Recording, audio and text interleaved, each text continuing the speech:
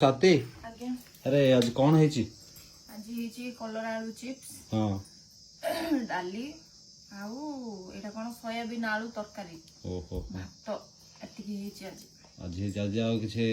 अलग जिनस किसी नहीं हाड़ गुड कथा कहउचंदी लो हाड़ गुड बोल चिकन मटन आज है शनिवार शनिवार आम खाऊनु काली खाइब रविवारटा हमर के खाउथिबे की ना खाइबा लोक तो खाऊଛନ୍ତି କିନ୍ତୁ ଆମକୁ ସମସ୍ତେ କହୁଛନ୍ତି ନା ସବୁ ଆମିଷିଆ ଫ୍ୟାମିଲି କହୁଛନ୍ତି ହେଲା